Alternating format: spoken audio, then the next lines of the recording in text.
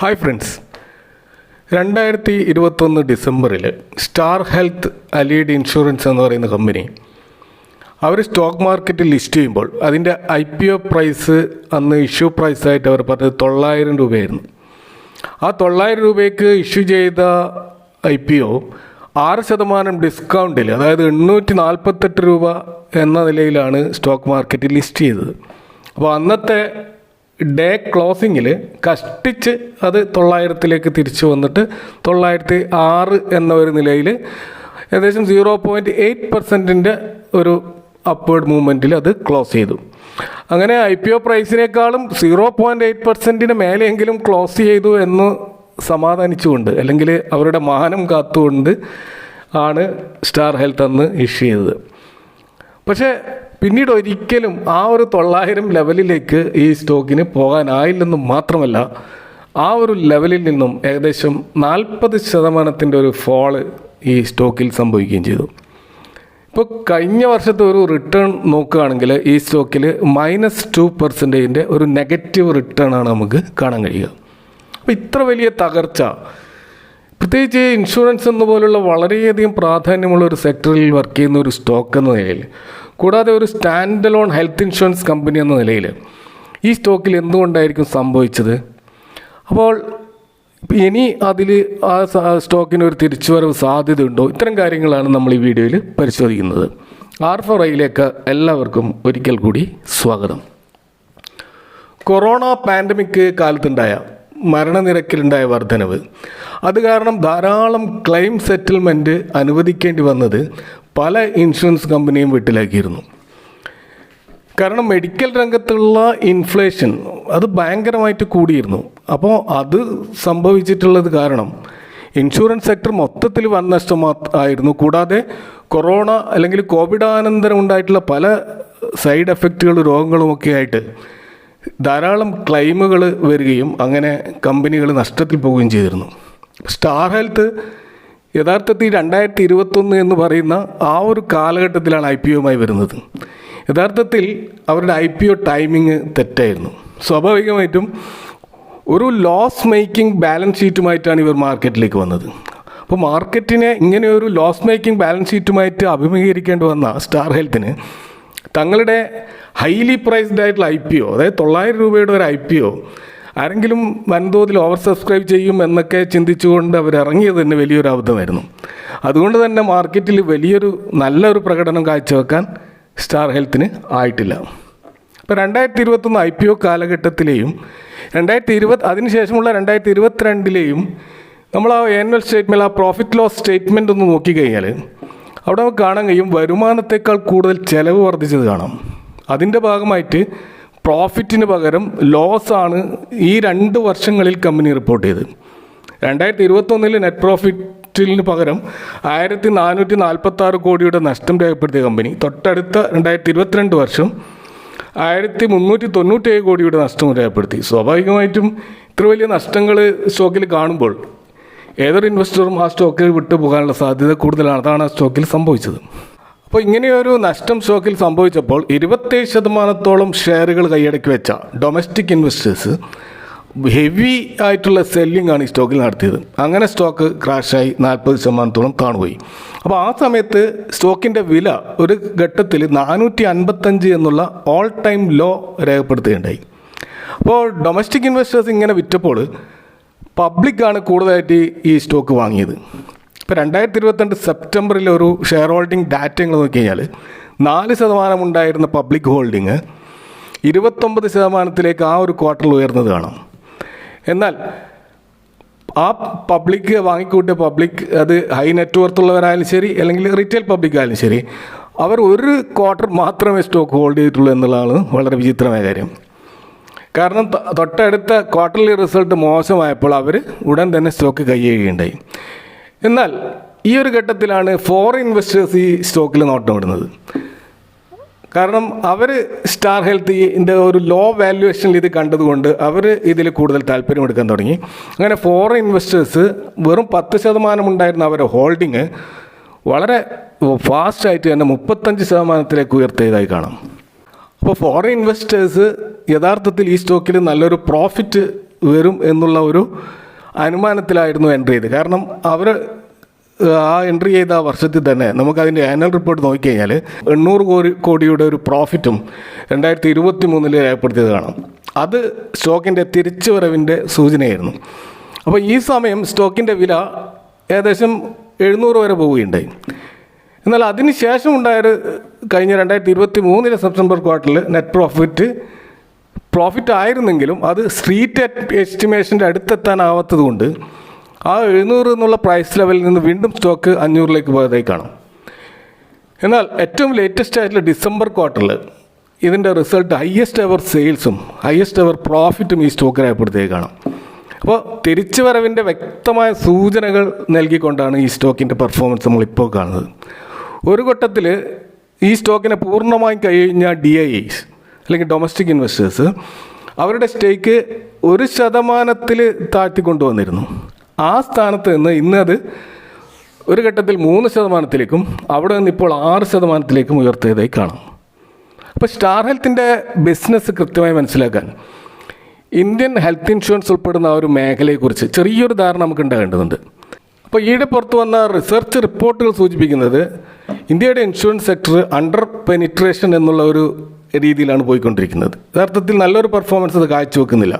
എന്നാൽ ഇനി വരാൻ പോകുന്ന ഭാവിയിൽ, അതായത് അടുത്തൊരു 8 വർഷത്തേക്കെങ്കിലും 9% ഒരു CAGR ഗ്രോത്താണ് മൊത്തത്തിൽ ഈ മേഖലയിൽ പ്രതീക്ഷിക്കുന്നത്. അതിൻ്റെ കുറേ കാരണങ്ങളുമുണ്ട്. ഇപ്പോൾ ഏഷ്യൻ രാജ്യങ്ങളിൽ ഹയസ്റ്റ് മെഡിക്കൽ ഇൻഫ്ലേഷൻ നടക്കുന്ന രാജ്യം ഇന്ത്യയാണ്. ഇപ്പോൾ ചൈനയിൽ 12% ഇൻഫ്ലേഷൻ, ഇന്തോനേഷ്യയിൽ 10% ഇൻഫ്ലേഷൻ, വിയറ്റ്നാമിൽ 10%, ഫിലിപ്പൈൻസിൽ 9%. എന്നാൽ ഇന്ത്യയുടെ മെഡിക്കൽ ഇൻഫ്ലേഷൻ റേറ്റ് എന്ന് പറഞ്ഞാൽ 14%. നമുക്കറിയാം, സാധാരണ നമ്മുടെ നോർമൽ ഇൻഫ്ലേഷൻ മറ്റ് സാധനങ്ങൾ അല്ലെങ്കിൽ മറ്റ് മേഖലയിലുള്ള പണപ്പെരുപ്പ് എന്ന് പറയുന്നത് വെറും 7% താഴെയാണ്. എന്നാൽ ഇവിടെ മെഡിക്കൽ ഇൻഫ്ലേഷൻ, അത് മെഡിക്കൽ ചികിത്സാ ചെലവുകളുടെ വർധനവ് 14% CAGR വളരുന്നത്. അപ്പോൾ ഇത് ഒരു ഇന്ത്യക്കാരനെ സംബന്ധിച്ചിടത്തോളം താങ്ങാവുന്നതിനപ്പുറമാണ്. കൂടാതെ 50% സ്വന്തം പോക്കറ്റിൽ നിന്ന് കൊടുത്തുകൊണ്ടാണ് ഇന്ത്യയിലെ ആളുകൾ ഈ ചികിത്സ നടത്തുന്നത്. എന്നാൽ ലോക അടിസ്ഥാനത്തിൽ നോക്കുകയാണെങ്കിൽ, ഗ്ലോബൽ ആവറേജ് നോക്കുകയാണെങ്കിൽ അത് വെറും 20%. അതായത് രോഗികൾ അവരുടെ കയ്യിൽ നിന്ന് വെറും 20% പണം മാത്രമേ ഹോസ്പിറ്റൽ ചെലവുകൾക്ക് ചിലവാക്കുന്നുള്ളൂ. ബാക്കി 50% ഇൻഷുറൻസ് കമ്പനികളാണ് ചിലവാക്കുന്നത്. ഇന്ത്യയിൽ അത് 50% മനസ്സിലാക്കുമ്പോഴാണ് ഇന്ത്യയുടെ ഇൻഷുറൻസ് മേഖലയുടെ പരിതാപകരമായ അവസ്ഥ നമുക്ക് മനസ്സിലാക്കാൻ കഴിയുക. മറ്റൊരു കാര്യം പറയുന്നത്, ഇന്ത്യയിൽ ഒരാൾ മെഡിക്കൽ ട്രീറ്റ്മെൻറ്റ് നടത്തണമെങ്കിൽ അയാൾ 4ൽ 1 ലോൺ എടുക്കുന്നുണ്ട് എന്നാണ് പറയുന്നത്. അപ്പോൾ ഇങ്ങനെയൊക്കെ നോക്കുമ്പോൾ, നമ്മൾ ഡാറ്റ വെച്ച് നോക്കുമ്പോൾ ഇന്ത്യയിലെ ഹെൽത്ത് ഇൻഷുറൻസിൻ്റെ പ്രാധാന്യം വലിയ തോതിൽ വർദ്ധിച്ചു വരുന്നത് നമുക്ക് കാണാം. ഏറ്റവും ഒടുവിൽ വന്ന നീതി ആയോഗിൻ്റെ റിപ്പോർട്ട് പ്രകാരം 18% അർബൻ മേഖലയിലും 14% റൂറൽ മേഖലയിലും ഇൻഷുറൻസ് ഉണ്ട് എന്നാണ് പറയുന്നത്. അത് തന്നെ അങ്ങനെ ഒരു ഇൻഷുറൻസ് ഉണ്ടാവാനുള്ള കാരണം ഗവൺമെൻറ് ശക്തമായിട്ടുള്ള പല സ്കീമുകൾ പ്രഖ്യാപിച്ചുകൊണ്ടും അതിലൂടെ ആളുകൾ ഫ്രീ ആയിട്ട് അല്ലെങ്കിൽ അത്തരം ഒരു ഓഫറുകളൊക്കെ ഉള്ളത് കൊണ്ട് മാത്രമാണ് ഇൻഷുറൻസ് സ്കീമിൽ ചേരുന്നത്. അതുകൊണ്ടാണ് 12% അർബൻ മേഖലയിലും 14% റൂറൽ മേഖലയിലും നമുക്ക് ഇൻഷുറൻസ് എടുത്ത ആളുകളെ കാണാൻ കഴിയുന്നത്. അപ്പോൾ ഇവിടെയാണ് പ്രൈവറ്റ് ഇൻഷുറൻസിൻ്റെ പ്രധാനപ്പെട്ട റോള് വരുന്നത്. അപ്പോൾ ഇന്ത്യയിൽ ധാരാളം പബ്ലിക് പ്രൈവറ്റ് ഇൻഷുറൻസ് കമ്പനികളുണ്ടെങ്കിലും ഹെൽത്ത് ഇൻഷുറൻസിന് വേണ്ടി മാത്രമായി ആദ്യം രൂപം കൊണ്ട കമ്പനിയാണ് സ്റ്റാർ ഹെൽത്ത് ഇൻഷുറൻസ് എന്ന് പറയുന്ന കമ്പനി. പിന്നീട് ഹെൽത്ത് ഇൻഷുറൻസിന് വേണ്ടി മാത്രം ധാരാളം കമ്പനികൾ ഉണ്ടായിട്ടുണ്ടെങ്കിലും അവയൊന്നും മാർക്കറ്റിൽ ലിസ്റ്റ് ചെയ്തിട്ടില്ല. അപ്പോൾ ലിസ്റ്റ് ചെയ്ത കമ്പനികളിൽ തന്നെ നമ്മൾ നോക്കുമ്പോൾ അവർ ഹെൽത്ത് ഇൻഷുറൻസ് മാത്രം ചെയ്യുന്ന കമ്പനികളല്ല, പല കമ്പനികളും ലൈഫ് ഇൻഷുറൻസും വെഹിക്കിൾ ഇൻഷുറൻസും മറ്റ് ജനറൽ ഇൻഷുറൻസിനോടൊപ്പം ഹെൽത്ത് ഇൻഷുറൻസ് കൈകാര്യം ചെയ്യുന്ന കമ്പനികളാണ്. എന്നാൽ സ്റ്റാൻഡ് അലോണായിട്ട് അല്ലെങ്കിൽ ഹെൽത്ത് ഇൻഷുറൻസ് മാത്രം ഫോക്കസ് ചെയ്തുകൊണ്ട് എക്സ്ക്ലൂസീവായിട്ടുള്ള ഹെൽത്ത് ഇൻഷുറൻസ് മേഖലയിൽ പ്രവർത്തിക്കുന്ന കമ്പനിയാണ് സ്റ്റാർ ഹെൽത്ത് ഇൻഷുറൻസ്. അപ്പോൾ ഈ സ്റ്റോക്കിൻ്റെ മറ്റൊരു പ്രത്യേകത, അന്തരിച്ച രാകേഷ് ചുഞ്ചുംവാല ഈ സ്റ്റോക്കിൻ്റെ പ്രൊമോട്ടർ സ്ഥാനത്തുള്ള ആളാണ്. അദ്ദേഹത്തിന് 14% ഷെയർ ഈ സ്റ്റോക്കിലുണ്ടായിരുന്നു. കൂടാതെ രേഖ ചുഞ്ചുംവാല, അദ്ദേഹത്തിൻ്റെ ഭാര്യ, അവർക്ക് 3% സ്റ്റേക്കും ഈ സ്റ്റോക്കിൽ. മൊത്തത്തിൽ 17% സ്റ്റേക്ക് രാകേഷ് ചുഞ്ചുംവാലയുടെ ഫാമിലി ഹോൾഡ് ചെയ്ത ഒരു സ്റ്റോക്കാണ് സ്റ്റാർ ഹെൽത്ത് ഇൻഷുറൻസ്. അവരിപ്പോഴും ആ ഒരു പ്രൊമോട്ടർ ഹോൾഡിംഗ് സ്ഥാനത്ത് തന്നെ 17% ഹോൾഡ് ചെയ്തുകൊണ്ട് നിൽക്കുകയാണ്. ഇപ്പോൾ ചെന്നൈ ബേസ്ഡ് ആയിട്ടുള്ള ഈ സ്റ്റാർ ഹെൽത്ത് ഇൻഷുറൻസ് എന്ന ഈ കമ്പനി, അവർക്ക് 14,000-ലധികം നെറ്റ്വർക്ക് ഹോസ്പിറ്റലുകളുണ്ട് എന്നാണ് അവരുടെ സൈറ്റിൽ നിന്ന് മനസ്സിലാക്കാൻ കഴിയുന്നത്. കൂടാതെ 850ഓളം ബ്രാഞ്ച് ഓഫീസുകൾ ഇന്ത്യയിൽ മൊത്തത്തിൽ പടർന്നു കിടക്കുന്നുണ്ട്. കൂടാതെ ഏകദേശം 6 ലക്ഷത്തിലധികം ഏജൻറ്റുമാരും അതുപോലെ ഏകദേശം 30,000 കോടിക്ക് മേലെ പെയ്ഡ് ക്ലെയിമും ഒക്കെ ഉള്ള ഒരു വലിയൊരു കമ്പനിയായിട്ടാണ് നമുക്ക് സ്റ്റാർ ഹെൽത്ത് ഇൻഷുറൻസ് മനസ്സിലാക്കാൻ കഴിയുന്നത്. കൂടാതെ ഇവർക്ക് 15,000-ഓളം പെർമനൻറ്റ് എംപ്ലോയീസും സ്വന്തമായിട്ട് ഈ ഒരു കമ്പനിയിൽ വർക്ക് ചെയ്യുന്നുണ്ട്. നമ്മുടെ മാർക്കറ്റ് ഷെയർ നോക്കുമ്പോൾ മൊത്തം ഇന്ത്യയിലുള്ള മറ്റ് കമ്പനികളൊക്കെ അപേക്ഷിച്ച് നോക്കുമ്പോൾ ഏകദേശം ഈ ഹെൽത്ത് ഇൻഷുറൻസ് സെഗ്മെൻറ്റിൽ ഏകദേശം 15% മുകളിൽ മാർക്കറ്റ് ഷെയർ ഉള്ള കമ്പനിയാണ് സ്റ്റാർ ഹെൽത്ത് ഇൻഷുറൻസ്. ഇനി ഈ കമ്പനിയുടെ ലേറ്റസ്റ്റ് ആയിട്ടുള്ള ചില ഫൈനാൻഷ്യൽ ഡീറ്റെയിൽസ് ഒക്കെ നോക്കുകയാണെങ്കിൽ ഇതിൻ്റെ മാർക്കറ്റ് ക്യാപ്പ് 31,000 കോടിയാണ്. കറണ്ട് പ്രൈസ് 541 രൂപയാണ് കാണാൻ കഴിയുന്നത്. ഇതിൻ്റെ ഏറ്റവും വലിയ ഹൈ പ്രൈസ് പോയത് 675 രൂപ വരെയാണ്. അതുപോലെ ഇതിൻ്റെ ലോ പ്രൈസ് 455 രൂപയാണ്. ഇപ്പോൾ ഈ 52 വീക്ക് ഹൈ ആണ് 675. ആ ഒരു ഹൈയിൽ നിന്നും 19.8% കറക്റ്റ് ചെയ്തുകൊണ്ടാണ് ഇപ്പോൾ നമുക്ക് ഈ സ്റ്റോക്ക് അവൈലബിൾ ആയിട്ടുള്ളത്. എന്നാൽ ഇതിൻ്റെ ഓൾ ടൈം ഹൈ എന്ന് പറയുന്നത് 940 വരെ പോയിരുന്നു. ഈ സ്റ്റോക്ക് ഇപ്പോൾ ട്രേഡ് ചെയ്യുന്നതിൻ്റെ PE 39.4 ആണ്. ഇൻഡസ്ട്രി PE 43 ആണ്. അതിൽ താഴെയാണ് സ്റ്റോക്ക് ഇപ്പോൾ ട്രേഡ് ചെയ്യുന്നത്. അതുപോലെ 5 വർഷത്തെ മീഡിയൻ PE നോക്കുകയാണെങ്കിൽ 50%. അതിലും താഴെയാണ് ഇപ്പോൾ സ്റ്റോക്ക് നമുക്ക് അവൈലബിൾ ആയിട്ടുള്ളത്. കൂടാതെ പ്രൈസ് ടു ബുക്ക് വാല്യൂ നോക്കുമ്പോൾ അത് 4.72ഉം പെഗ് റേഷ്യോ 1.34ഉമാണ്. ഈ 2 റേഷ്യോകൾ വെച്ച് നോക്കുമ്പോൾ ഈ സ്റ്റോക്ക് കുറച്ച് സ്ലൈറ്റ്ലി ഓവർ വാല്യൂഡ് ആണ് നമുക്ക് തോന്നാം. എന്നാൽ കമ്പയർ ടു ഇൻഡസ്ട്രി PE മറ്റിപ്പോൾ HDFC ലൈഫ്, SBI ലൈഫ് പോലെയുള്ള ഇൻഷുറൻസ് കമ്പനികളുമായി താരതമ്യം ചെയ്യുമ്പോൾ ഈ സ്റ്റോക്ക് അണ്ടർ വാല്യൂഡാണ്. ഇതിൻ്റെ ROCE നോക്കുകയാണെങ്കിൽ 14.7%, ROE 12.3%. ഇതൊരു ഡീസൻ്റ് ആയിട്ടുള്ള ഒരു ROE ആണ്. എങ്കിലും 15% മുകളിലേക്ക് ഇത് വരേണ്ടതുണ്ട്. കൂടാതെ സെയിൽസ് ഗ്രോത്ത് 14.4%. പ്രോഫിറ്റ് ഗ്രോത്ത് ഒരു വോപ്പിംഗ് 85% നമുക്ക് കാണാൻ കഴിയും. അപ്പോൾ ഈ സ്റ്റോക്കിൻ്റെ പ്രോഫിറ്റിൽ കാര്യമായ പുരോഗതി ഉണ്ടായിട്ടുണ്ട് എന്ന് നമുക്ക് മനസ്സിലാക്കാൻ കഴിയും. സെയിൽസ് ഗ്രോത്ത് 14.4 എന്ന് പറയുമ്പോൾ അത് നമ്മൾ നേരത്തെ പറഞ്ഞ 9% CAGR ഗ്രോത്താണ് ഹെൽത്ത് ഇൻഷുറൻസ് മേഖലയിൽ പ്രതീക്ഷിക്കുന്നതെങ്കിൽ സ്റ്റാർ ഹെൽത്തിൻ്റെ ഗ്രോത്ത് 14.4 എന്ന് നമുക്ക് കാണാൻ കഴിയും. ഇനി ഡെപ്റ്റ് ഇക്വിറ്റി റേഷ്യോ നോക്കുകയാണെങ്കിൽ ഇതൊരു സീറോ ഡെപ്റ്റ് കമ്പനിയാണ്. അതുപോലെ പ്രൊമോട്ടേഴ്സ് യാതൊരുവിധ സ്റ്റോക്കും പ്ലഡ്ജ് ചെയ്തിട്ടില്ല. ഫണ്ടമെൻ്റലി സ്ട്രോങ് കമ്പനിയാണ്. പ്രൊമോട്ടർ ഹോൾഡിംഗ് 57.9% എന്ന് കാണാൻ കഴിയും. ഫോറിൻ ഇൻവെസ്റ്റേഴ്സിൻ്റെ ഹോൾഡിംഗ് 31% ഉണ്ട്. ഡൊമസ്റ്റിക് ഇൻവെസ്റ്റേഴ്സിൻ്റെ 6.11% ഉണ്ട്. പബ്ലിക് ഹോൾഡിംഗ് ഈ സ്റ്റോക്കിൽ വളരെ കുറവാണ്. അതുകൊണ്ട് തന്നെ വലിയ വോളറ്റിലിറ്റി നമുക്ക് ഈ സ്റ്റോക്കിൽ ഇപ്പോൾ പ്രതീക്ഷിക്കാനാവില്ല. ഇനി ക്വാർട്ടർലി സെയിൽസിൻ്റെ ഒരു പെർഫോമൻസ് നോക്കുകയാണെങ്കിൽ അത് വർദ്ധിച്ചു വരുന്നതായിട്ട് കാണാം. അതുപോലെ അത് 16.5 എന്നുള്ള year on year sales growth നമുക്ക് ഈ ക്വാർട്ടറിൽ കാണാൻ കഴിയും. അതുപോലെ പ്രോഫിറ്റ് വേരിയൻറ്റ് 37.6 എന്നുള്ള ഒരു ഇയർ ഓൺ ഇയർ ഗ്രോത്തും നമുക്കിവിടെ കാണാൻ കഴിയും. അപ്പോൾ ഈ സ്റ്റോക്കിൻ്റെ അടുത്ത ക്വാർട്ടർലി റിസൾട്ട് വളരെ പ്രധാനപ്പെട്ടതാണ്. വളരെ ക്രൂഷ്യൽ ആയിട്ടുള്ള ഒരു റിസൾട്ട് ആയിരിക്കണം അത്. കാരണം വോളിയം ഇൻക്രീസ് ആയിക്കൊണ്ടിരിക്കുന്ന ഈ സ്റ്റോക്കിൽ ഒരു ടെക്നിക്കൽ പാറ്റേൺ വെച്ച് നോക്കുമ്പോൾ അതിൻ്റെ അപ്പർ ആ ഒരു ട്രെൻഡ് ലൈൻ അത് ബ്രേക്ക് ചെയ്താലേ ഈ സ്റ്റോക്ക് മുന്നോട്ട് കുതിക്കുകയുള്ളൂ. കാരണം ഈ ഒരു ലെവലിൽ ഇങ്ങനെ നിൽക്കുകയാണ്.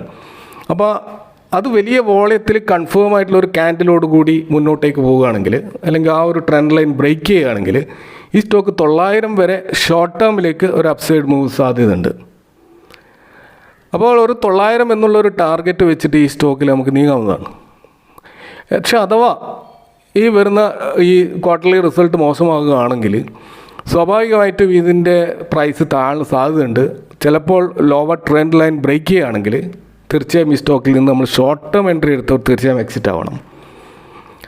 പക്ഷേ if you are looking for A long run, ഒരു ലോങ് റണ്ണിലേക്കാണ് ഈ സ്റ്റോക്ക് നോക്കുന്നതെങ്കിൽ ഇപ്പോൾ ചെറിയ ക്വാണ്ടിറ്റി വാങ്ങി ഏകദേശം 25%ഓളം വാങ്ങിക്കൊണ്ട് അക്യുമുലേറ്റ് ചെയ്യാൻ തുടങ്ങിയാൽ പിന്നീട് നമുക്ക് ഓരോ ഡിപ്പിലും ഒരു സിപ്പ് മോഡലിൽ നമുക്കിത് കണ്ടിന്യൂ ചെയ്യാവുന്നതാണ്. കാരണം ഈ നെക്സ്റ്റ് ക്വാർട്ടർലി റിസൾട്ട് വളരെയധികം പ്രധാനപ്പെട്ട ഒരു സംഭവമായിരിക്കും. കാരണം അതിനെ ബേസ് ചെയ്തിട്ടായിരിക്കും ഈ സ്റ്റോക്കിൻ്റെ ഭാവി എന്നാണ് എനിക്ക് മനസ്സിലാക്കാൻ കഴിയുന്നത്. അപ്പോൾ ഇവിടെ പറഞ്ഞത് ഒരു സ്റ്റോക്ക് റെക്കമെൻഡേഷൻ അല്ല, Consult your financial advisor before investing. Thank you for watching. See you next time with another video.